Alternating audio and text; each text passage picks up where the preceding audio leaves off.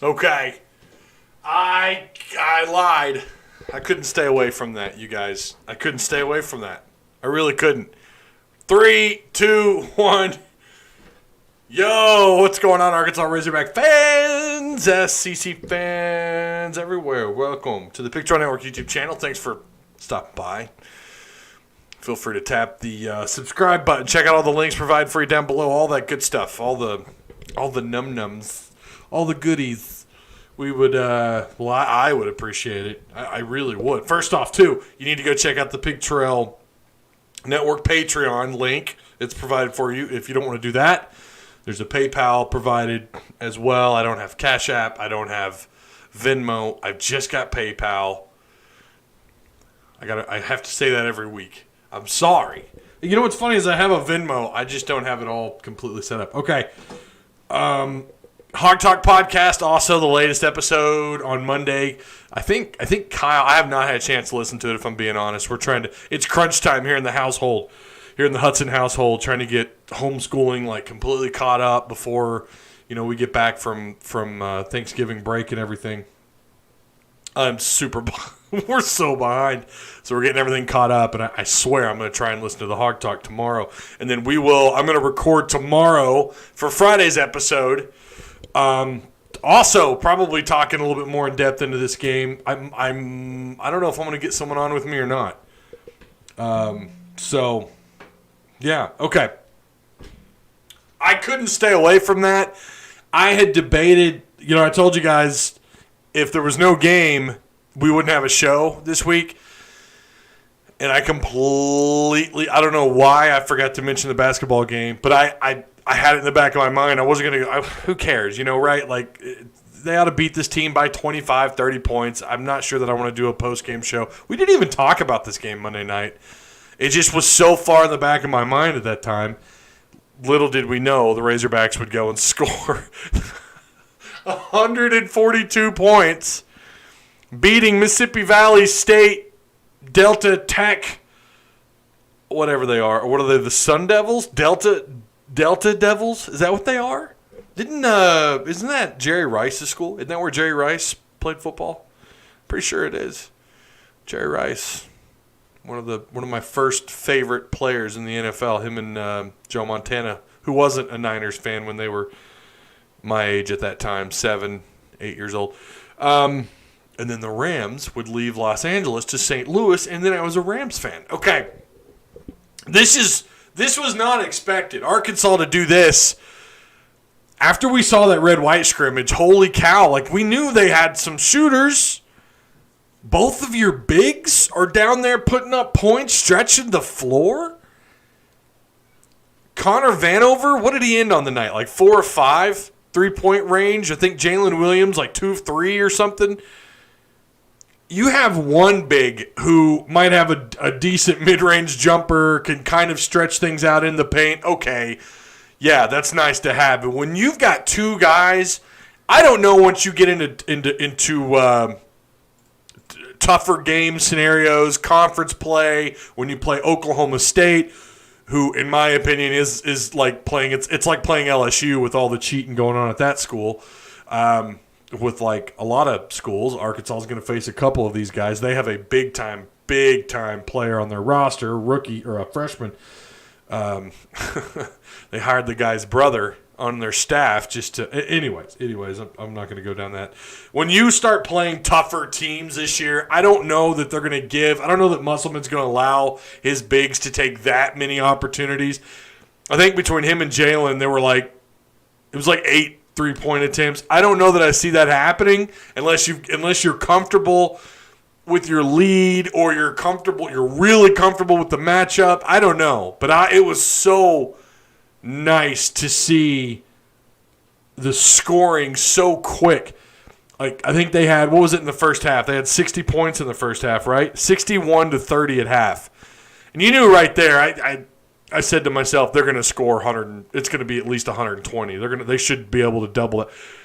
They end this game again 142-62, an 80-point dub. I didn't see that coming. So, yeah, that changed my mind immediately.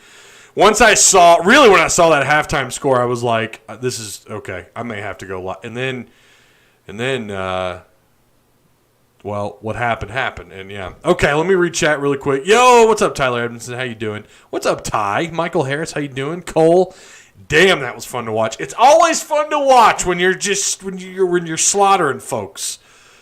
Mr. T-Dub, happy Hogsgiving indeed. Yeah, happy Hogsgiving. Happy Thanksgiving to everybody. I hope you guys have a safe Thanksgiving.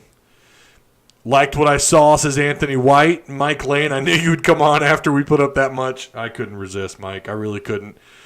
Really could not. Denarian Fondren, Wupik Sui, Daytona Beach. Hey, Ty, if Arkansas came out in the second half and just played defense and didn't take another shot, they still would have won by 9. Interesting. What was the final score? Well, we already talked about that. Let me scroll down. Scrolling.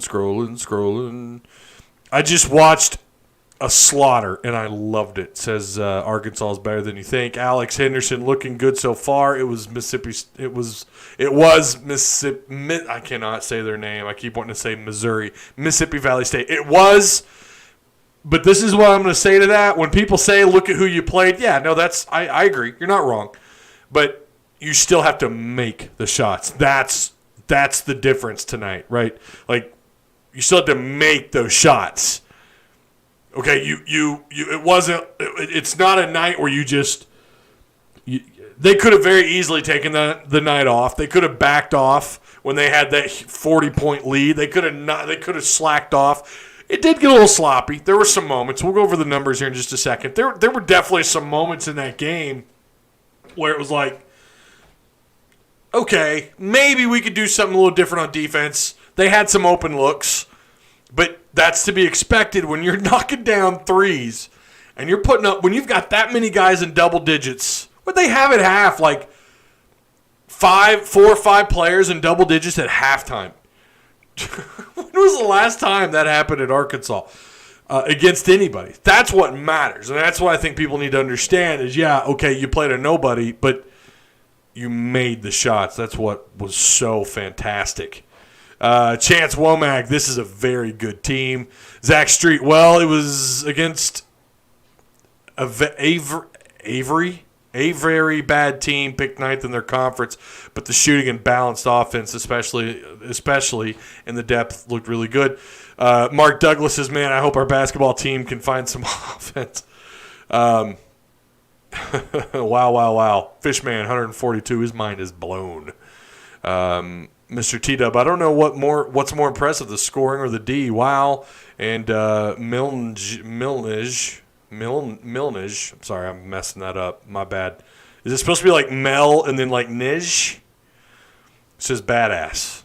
We only won by 80, though. That's true. We only won by 80. I agree. Seth Moore, nice to see the whole team scoring, not just 4-6. When was the last time we won by 8? I don't have those numbers. People kept talking about the numbers. I saw this. I think I'm not even going to speculate. I don't know. It's been a while. I know that. And I agree, too, with the nice to just see. Well, I mean, look, if you've got 4 guys putting up points, you can't, look, that's not bad, Seth. That's not bad when you got 4 guys. But, yeah, you're right. Tonight was everybody.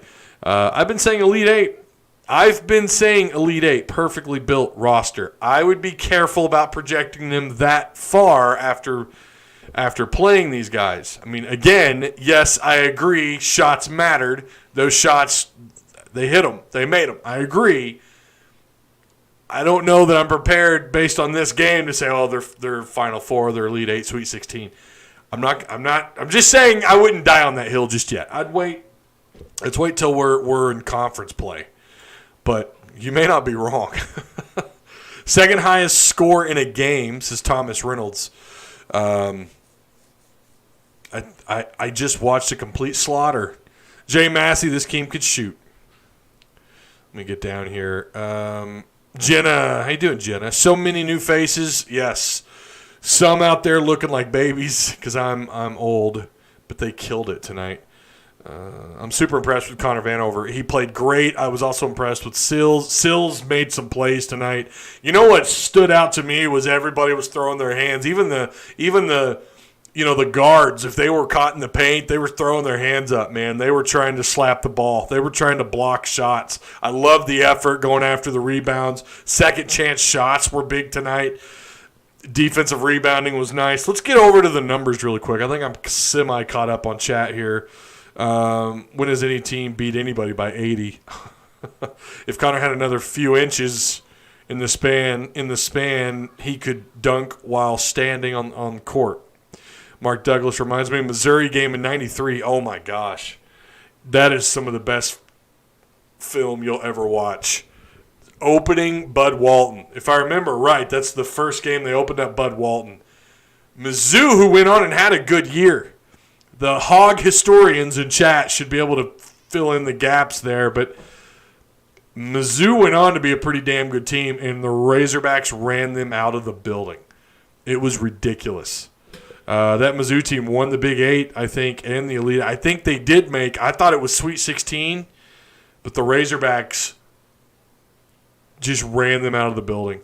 And, I mean, the Hogs were picked to win that. I remember that. No one was shocked by that. I think North Texas will be a tougher game, but not too tough. Let's go over to the numbers really quick. Okay.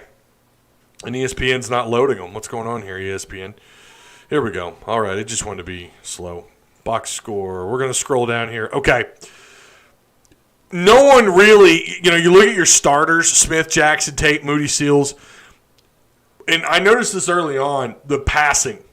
When we saw this last year, some of their best games last year are when they were trying to rack up assists, passing the ball around as best as they could. And you saw quite a bit of that. Your starters had, let's see, 6, 8, 10, 12 assists just in your starters. And I believe a lot of that in the first. Smith, who had 3 steals, 13 points. Jackson would end up with 15. Tate with 14. Moody 18. Moody got off to a slow start. Now he would end up taking the most free throw shots.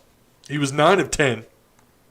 Arkansas would end on 26 of 33, 78%. You know me. I'm a free, I want you north of 80 something percent. I'm not going to cry. I'm not going to whine about only shooting 78% when you routed somebody by 80 points. But there was some, they got off to a slow start at the free throw line too. But they ended up at 78%.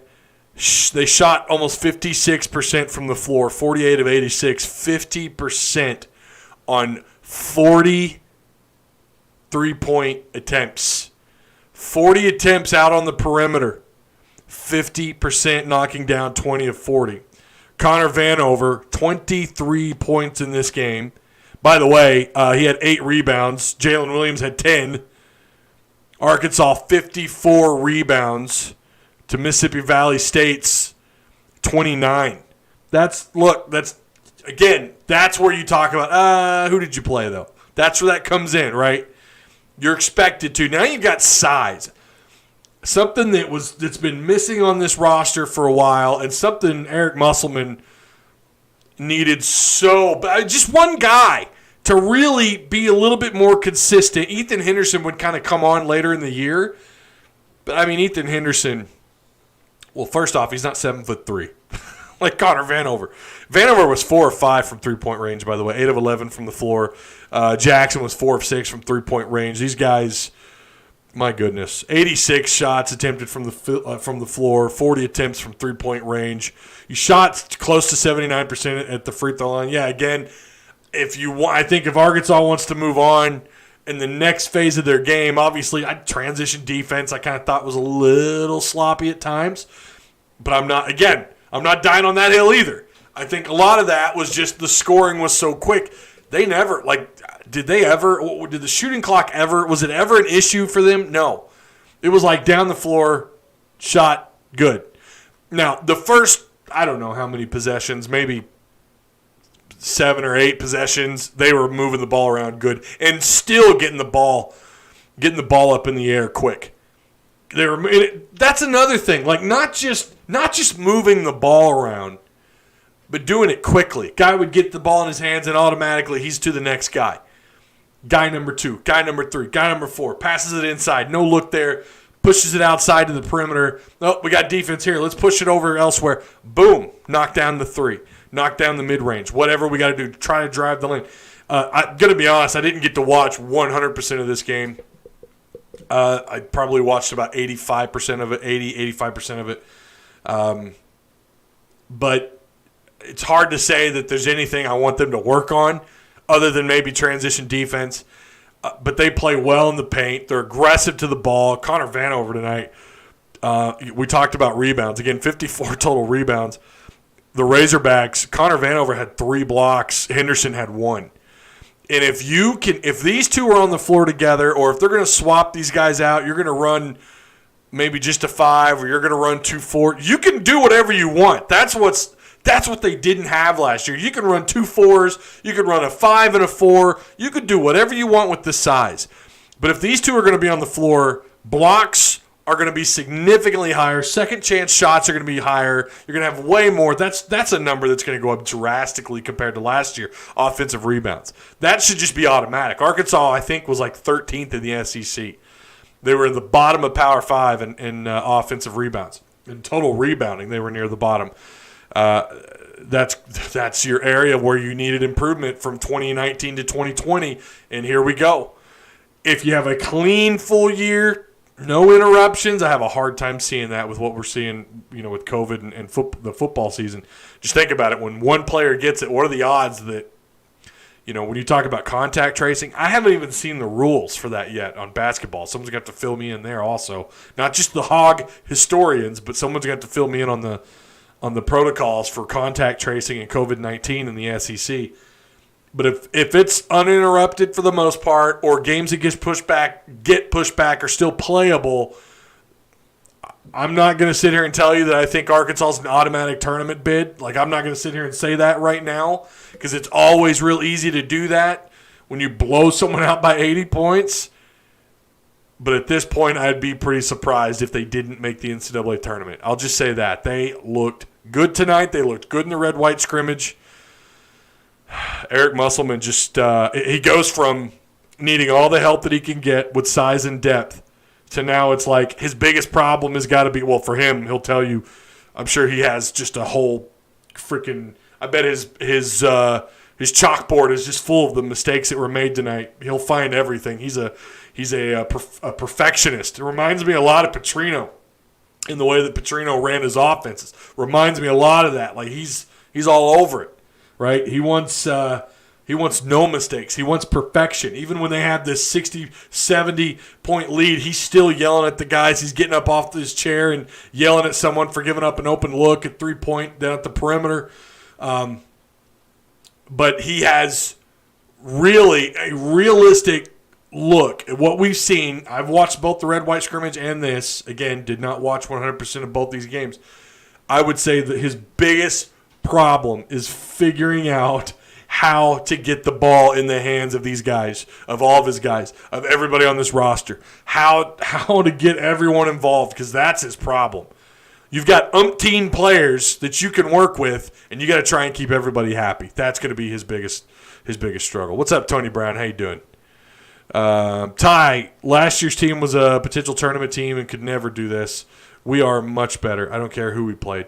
Yeah, look, Eric, I know you've been around a while, but something you ought to know about me, I don't ever make a serious prediction until after, I'll do preseason looks, and I didn't get a chance to do one this year just because of how crazy everything was, because of how little information we were getting out of camp, and I didn't do one this year.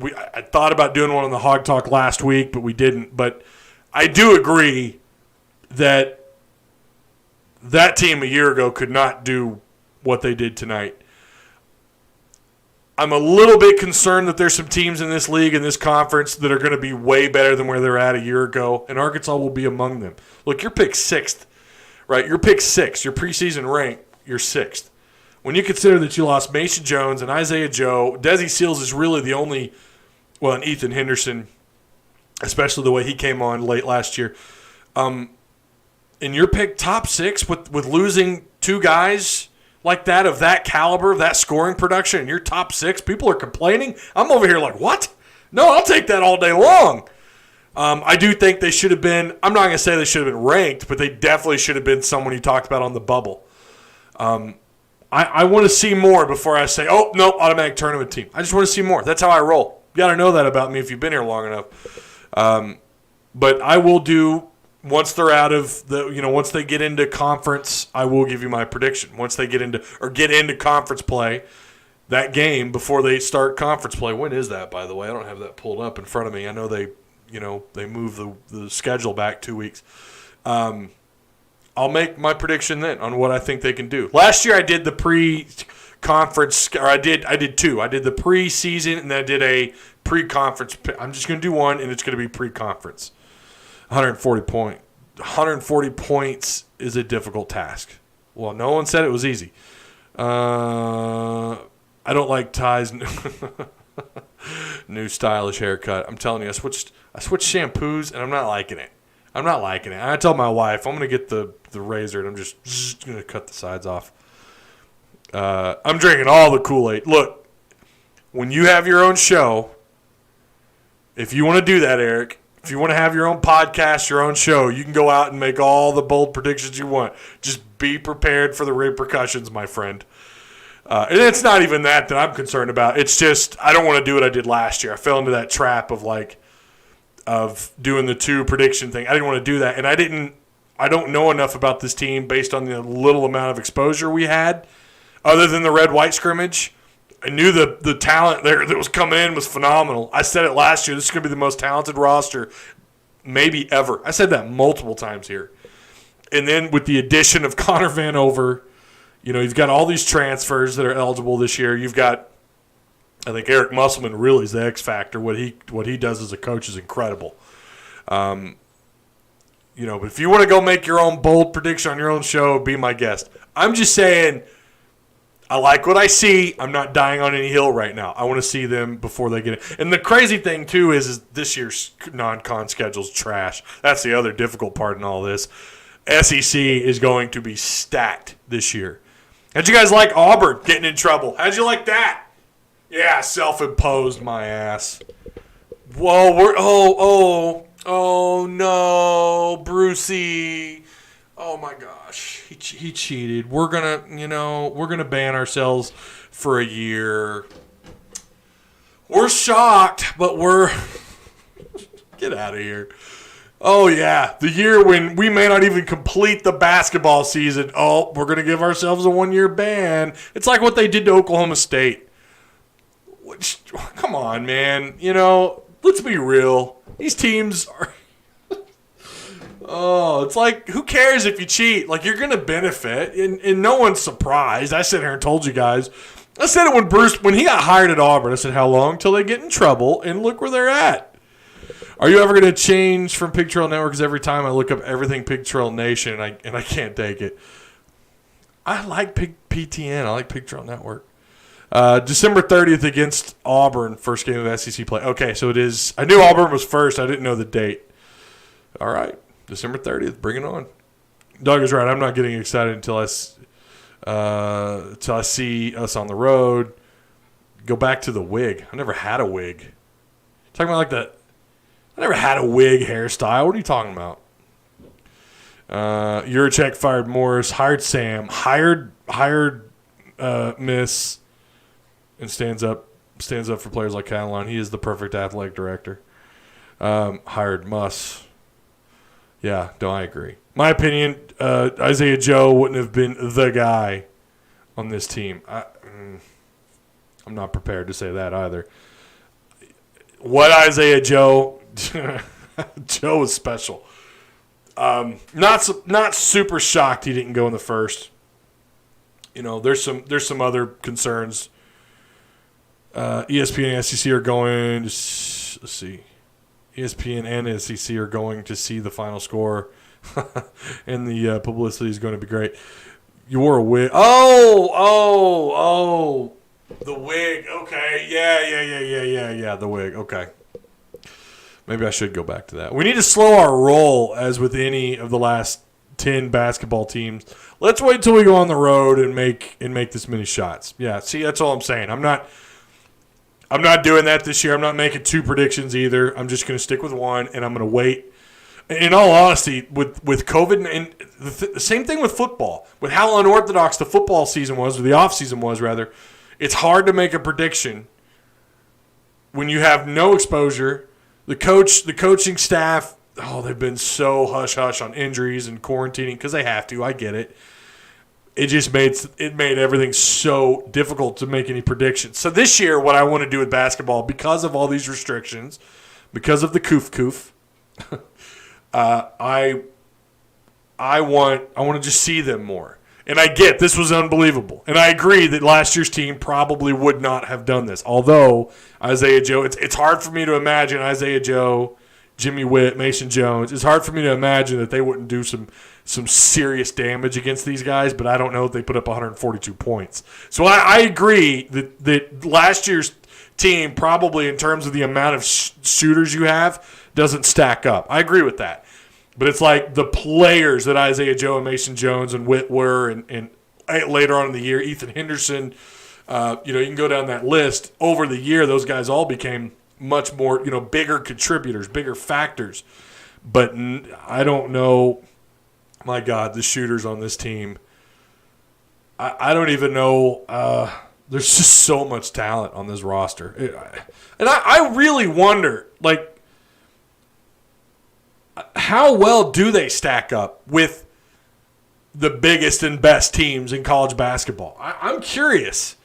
Not in terms of on paper, talent. I'm talking about seeing them play some of the bigger and better teams. I wish they had a better challenge earlier in the year.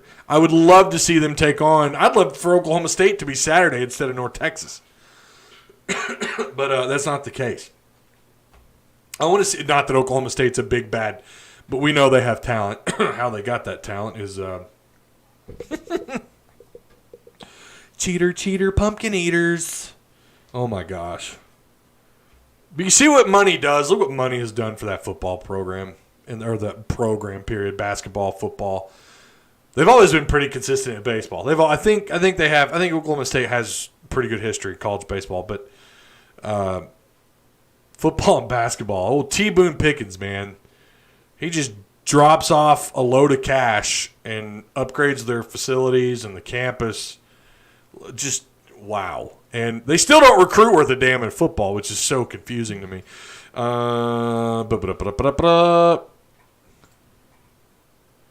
Let's see here. Don't get me wrong, Joe is great, but my God, 142. Well, again, you've got more shooters. You're loaded up. I mean, even your bigs can stretch the floor, for the love of God. Everybody can stretch the floor.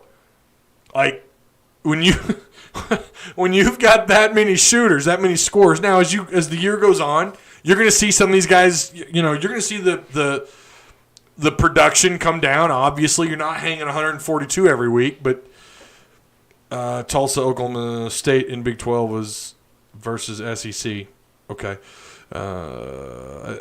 I think we can say that they are good. Hopefully they will be good in SEC play. No, right. Yeah, no one's saying – exactly. No one's saying they're bad, just that let's be patient. Let's see them do this against bigger and better talent. Bold prediction time. Oh, boy. We will be ranked in the top 10 this year. It's quite possible.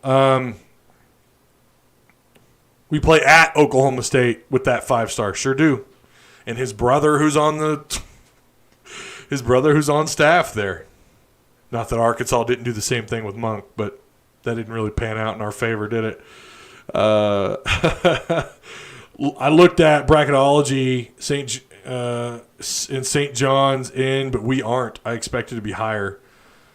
Yeah, and that's the other thing too. Arkansas still Arkansas. It doesn't matter that you hang this many points on somebody. Now you've got to, if you really want that respect, and I don't know why more people don't want that respect. I will proudly admit, as a fan, I could give two damns about being the underdog. I want the respect. I think more people should admit that. And I don't know why fans are so hesitant to admit that. I want the respect. As a player, yeah, it's great motivation to have that chip on your shoulder. I'm all about that. You know, for anyone who grew up in Arkansas, and I talk about this all the time, there's something different about people down here. We have a chip on our shoulder. And maybe that's what it is. We like the odds being stacked against us. I'm so tired of that, though. I'm ready to be someone that other programs look at and go, we got to play them. I want that. I want that respect from the national talking heads around college sports, not just basketball, not just football. Baseball, you definitely have that, right? Baseball, you have that. D1.com, D1 Baseball, if you guys follow them on Twitter, they asked like a week ago, who are the blue chip programs in college baseball? In that comment section, there's a lot of people in there talking about Arkansas, and not even just Hog fans. You've earned the respect there. I want that in basketball and football so badly. Football, it's going to take some time to earn that national respect. It's going to take some time. This year's not going to be enough to do it. Yeah, we're the Cinderella story this year in terms of turning things around. But in basketball, you know, and this is the great thing, your first-year guys, your immediate transfers, the guys that are eligible, they can affect a team like that. And that's the benefit, right, in college basketball versus football. Not that true freshmen haven't had an impact in college football around the country. And Catalon, who's a redshirt freshman, has had some great success on the Arkansas defense. And you know, you got a couple guys. Slusher, who's a true freshman, has had some moments this year. You've got a redshirt, or you've got another freshman at corner, and Hudson Clark, who's had a decent year. He had one great game. Love the story with that, right? You like that story, but I'm ready for respect, especially in basketball. And that's achievable this year. That is absolutely attainable, and that's what I want. I'm tired of this whole, we got to be the underdog. No. I want to be ranked. I'm sick of that. We heard that in the later years under Nolan. Like, now we have to live with the fact that we're the underdogs now for the first time under Nolan. Okay, cool. Stan Heath comes in, recruits pretty well. We're the underdog now. And it's been that way since the ending of Nolan, since the hiring of Stan.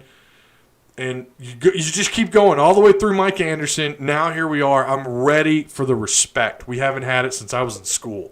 Since I was in high school, that Arkansas was a respected basketball program. It's time to get back there. And I think that's absolutely achievable this year. I'm not someone who's going to sit here and tell you, they're a Final Four, Elite Eight, Sweet 16 team. I'm not saying that right now.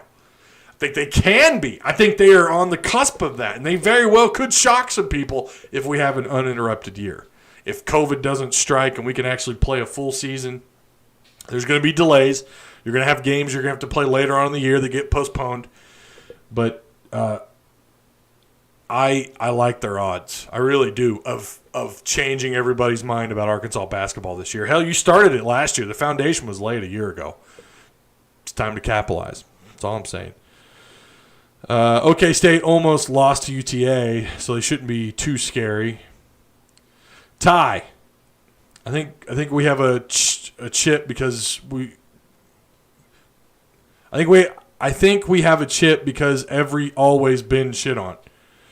Well, why are you getting shit on though? Right? I mean, especially when you're little old Arkansas, right, where people think that we're down here in we don't wear shoes. You should hear my wife tell her story about when she went to Yale for she didn't go to college there, but she went there on some trip in high school. Kids were asking her. Granted, that was back in 2001, 2002. But kids were asking her if we drive cars. Okay, when you're little old Arkansas down here, you're gonna get shit on. And that's part of the reason why we have that chip on our shoulder. I get that. I agree. But in terms of what's going on the field and on the court, whose fault is that? Right? It's on those coaches. It's on Brett Bielema. It's on Petrino for driving around with a blonde on the back of his bike and lying about it and all the BS that went down with that. Right? You had the respect then, and then you lost it all with that motorcycle and the blonde. Brett Bielema in his later years. The hiring of Chad Morris, the fact that you didn't have an athletic director like Hunter Yurchek in place at the time to make that hiring, You've had some circumstances kind of outside of your control, outside of your power, that nothing you can do about it. And as fans, we've had to take it. And it sucks, but you got to prove it on the floor and on the court, or on the floor and on the field. And again, I think basketball is going to do that this year. I feel it. It feels so good. I'm not kidding you. Jenna, ask Sarah. Ask her about that. She'll tell you all about it. Remember when we played Kentucky on Super Bowl Sunday, ready to get back to respectability? I wear boots and ride horses. There's nothing wrong with that. Hell, there's nothing wrong with being in Arkansas who doesn't wear shoes. There's nothing wrong with that. By God, that's the way we live down here. But we're not all like, look, we're not the state of Louisiana. I'll just say that.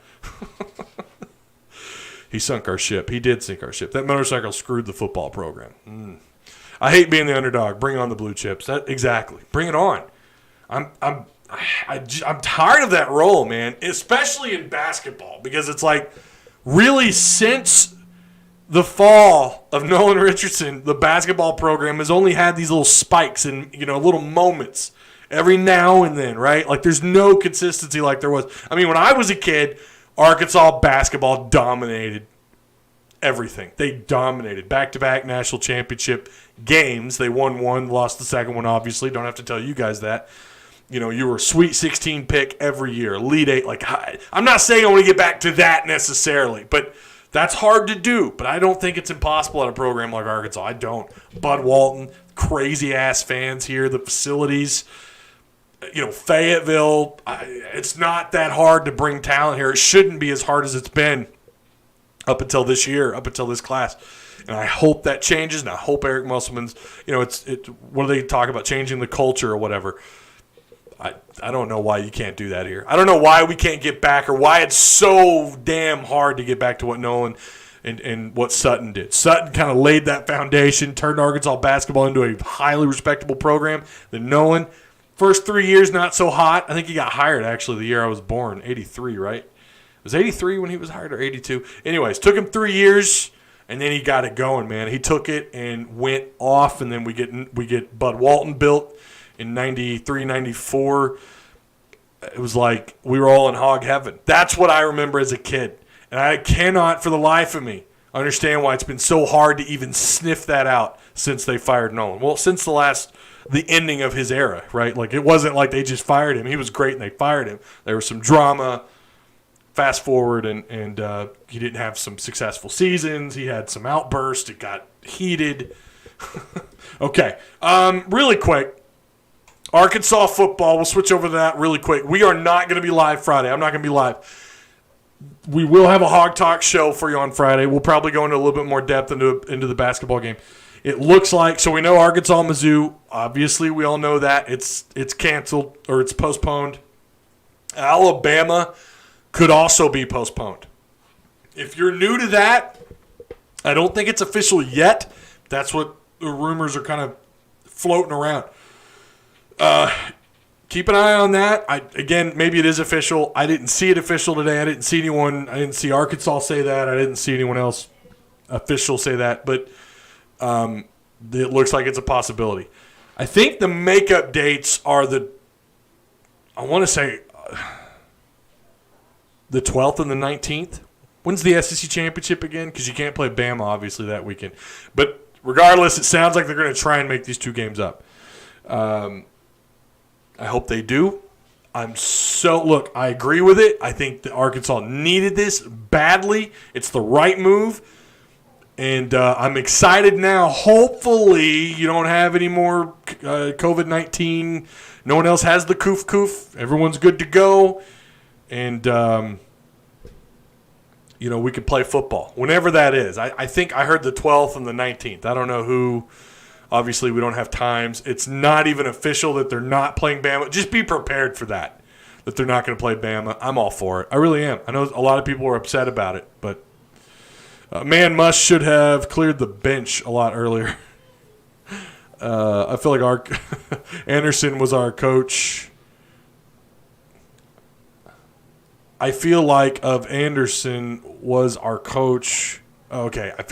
Anderson was our coach, we win that game by maybe 20 or 30, not 80. Maybe not. I don't know. My first Hawk memories are Mayberry. Oh, yeah. Todd Daly, Mayberry, Oliver Miller, kicking everyone's asses. I think me and Ty are the same age. I'm 38. Yeah, I'll be 38 in July. Yeah, that's what I grew up with. I went into Barnhill. My first games were in Barnhill. I have pictures. I think I was like 5. I'm sitting on Nolan's knee, Todd Daly, Mayberry's knee. I met Oliver Miller, but I didn't. I don't think there's any pictures of us. But yeah, Lee Mayberry was my favorite Hog up until Big Nasty. But those are the days, man. That's what I grew up with. That's what, you know. And again, if you were to tell even 15-year-old me, look, Arkansas won't make the Sweet 16 again until maybe the 2020s, I would have called you crazy. And here we are. And that's crazy to me. That's insane. It's absolutely insane. Saban has COVID. He does. Saban has the coof. I knew I was forgetting something. Thank you for bailing me out. Who was that? Who bailed me out? John. John Kuhn bailed me out. Jalen Barford and Daryl Macon duo team was amazing. They were. They just didn't have enough help around them. If I remember right, size and depth was kind of an issue there, even though they'd have like one big and then that was really it. They were something special, but the NCAA didn't want their precious blue blood North Carolina. Oh, don't get me started on that. Oh. My first memory of Arkansas sports was the Arkansas-Ohio State game. Wow. Sugar Bowl? You must be in your early 20s. Joe Johnson. Oh, was my first that I remember. Joe Johnson being drafted by my Celtics. I remember being all about that. I remember being really excited about it. And then he left too soon. Barnhill, baby. Mayberry's my favorite Hog of all time. Yeah, Lee Mayberry was. I had his card. I think I still have it somewhere. I need to get him to autograph it, though. He was the head coach of ORU, the women's team that the Ladybacks played. I'm sorry, I will still – let's see. I'm sorry, I will still take Mike Anderson any day. I just like the grit and things that Muss doesn't bring, while I think Muss is a better coach for Arkansas and can very well take them further.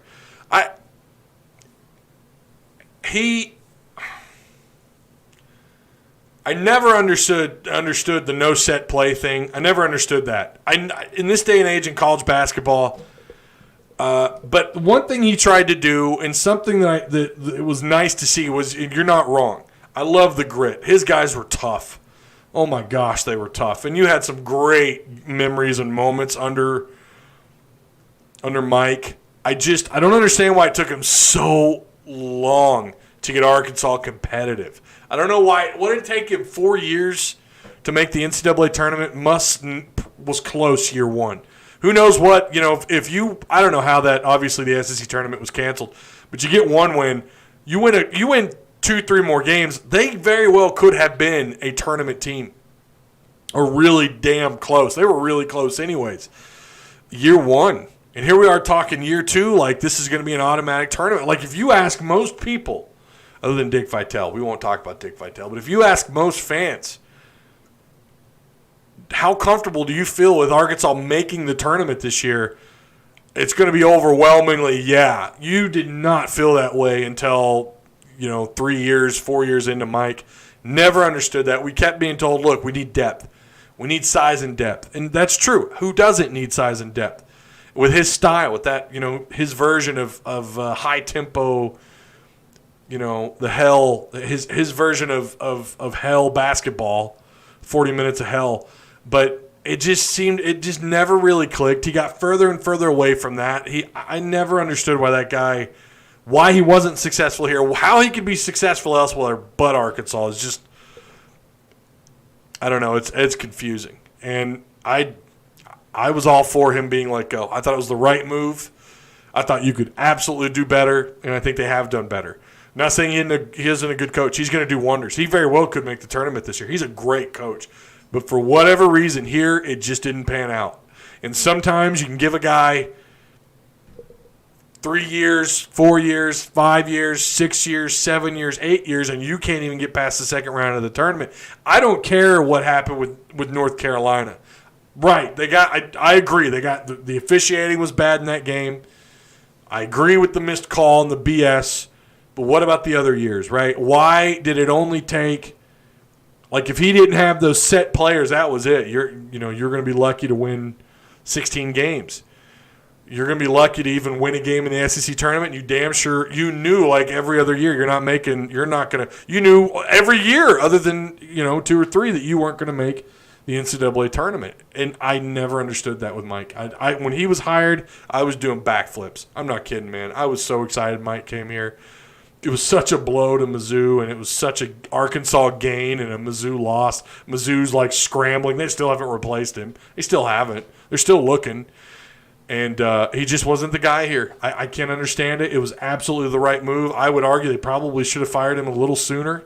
But 8 years, okay, all right. They made the right move. Eric Musselman has been great. I don't know how long Musselman's going to be here. A lot of people seem to think he's going to go back to the pros. That's very possible. He's got a lot of connections in the NBA. Muss is a home run beauty queen compared to Mike. I have to agree. Here, at this job currently, I have to agree. Mike will go on and, where he's at, he's going to be just fine. But he was not the guy here. Those Mayberry Todd Day teams could have won at least one championship if it wasn't for cheating UNLV. They robbed us. My first Arkansas football game I ever went to, I was 5, and I saw them play UTEP 2010 in Fayetteville. Anderson's prime was Barford, Macon, and Gafford. If we didn't get screwed in the UNC game, I seriously think we could have made a huge run because that UNC team, well, yeah, they did. You're right. And he would probably still be here because who knows how far you go if you beat North Carolina. To an extent, I agree, but coaches have periods where they were dominant, and I think his reign of dominance wasn't that long. My favorite hog is Pargo. Oh my gosh, that's a memory. Pargo, Rodney Clark, can't forget Pookie, Monica. Anderson is a decent coach. Musselman is a great coach, says Eric Fountain. Well, this is a controversial topic for Razorback fans, so I might just leave this one here. It's one of the it was because, listen, when I said it was time to go, when I said it was time to walk away, that was one of the darkest moments I ever had on YouTube, if I'm being completely honest, if we're all just kind of shooting the shit here.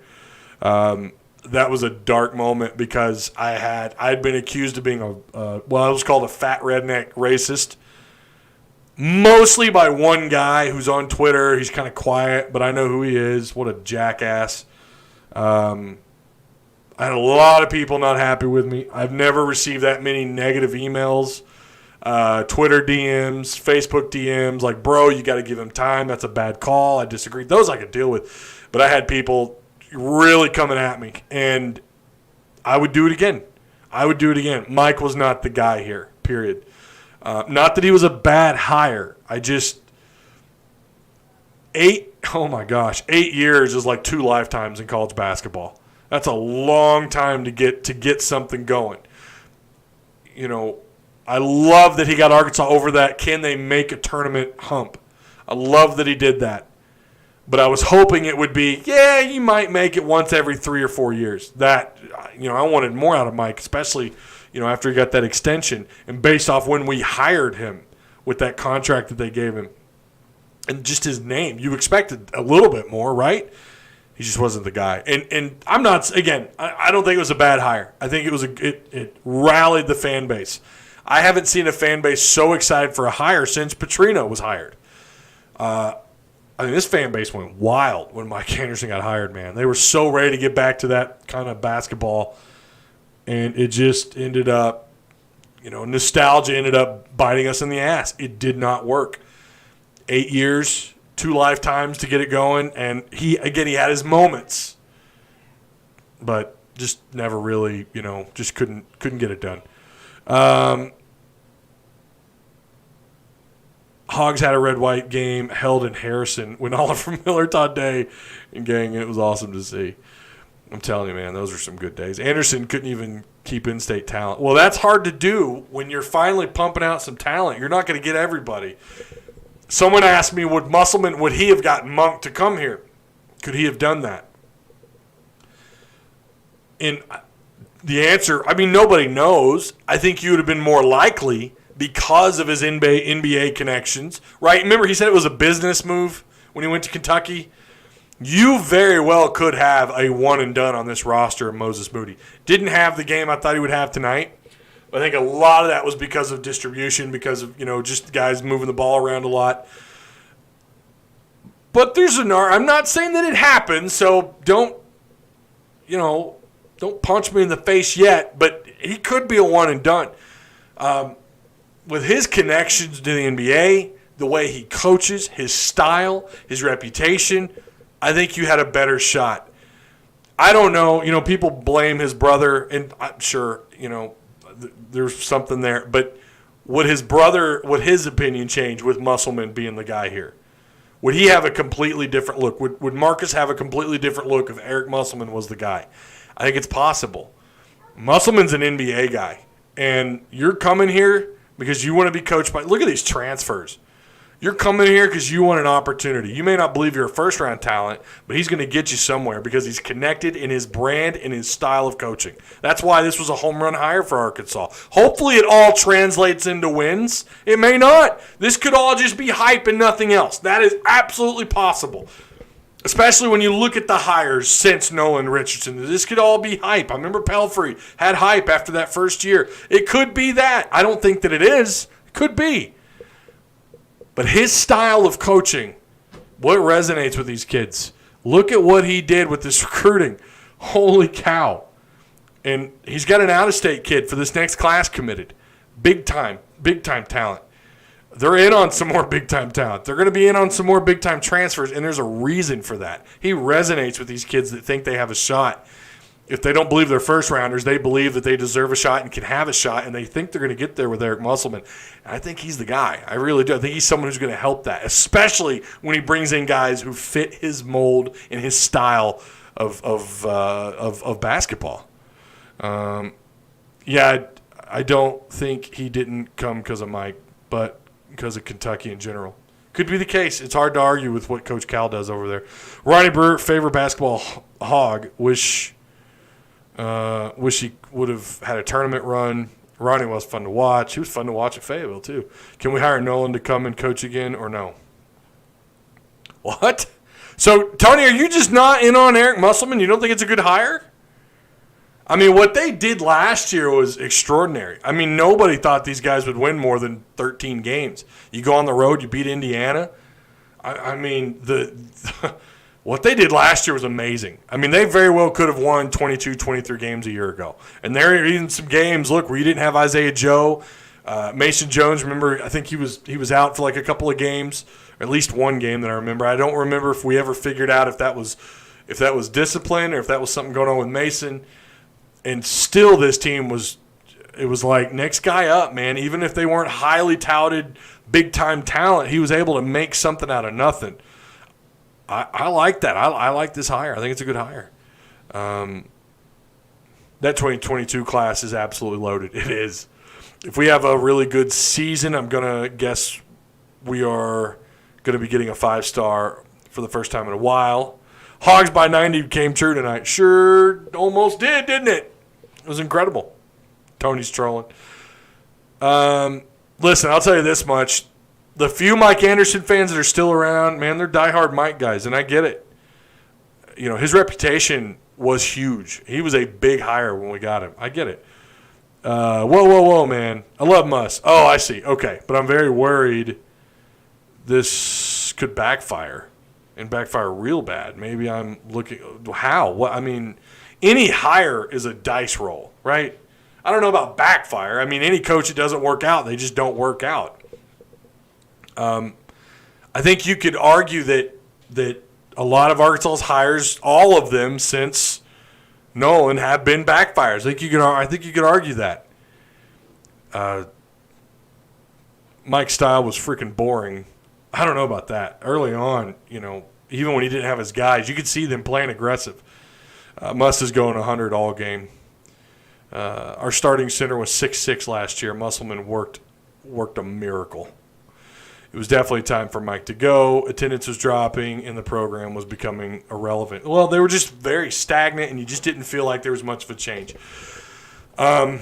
again, I think, and Tony, I get it, man. Like I said, every diehard Mike Anderson fan I run into say the same thing. You know, they like. It's not so much they don't like Eric Musselman. They really like Mike Anderson, and I get that, man. Again, I grew up watching him coach with Nolan.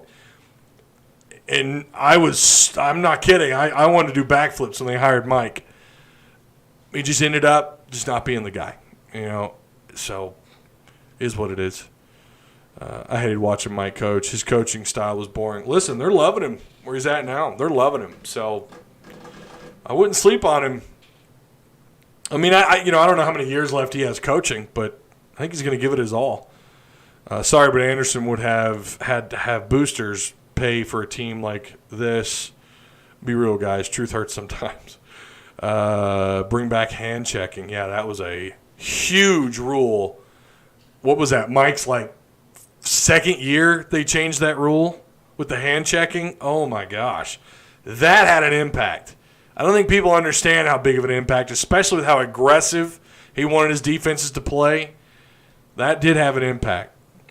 Mike just didn't improve the team. His ceiling was low. I think it was here. I agree. But you can't overlook what he did elsewhere at Mizzou. I mean, he was a hell of a coach to other places. I remember believing the hype in Chad Morris. But Tony, Chad didn't come close to anything like what we saw last year or what we saw tonight. I know we're comparing football and basketball, my man, but I mean, I don't know. Tony, you are trolling me now, aren't you, man? Yes, I do realize that he only won 4 games his first year, but I'm worried after a couple of years things go downhill real quick. And look, that could happen. No one's saying that won't happen. But based on what we've seen, the evidence that we have of his year, not a complete full year because they didn't get to finish the FCC tournament, and tonight versus Mike Anderson's 8 years, you can see why fans are excited about Musselman, right? If hand checking was still legal, the Anderson era would have ended way different. And I agree. I think that rule was huge. That had a huge impact on the way he coached. Impacted the NBA, too. Now it's fun to watch. Oh, my God, the NBA. I'm still a Celtics fan. I watch them.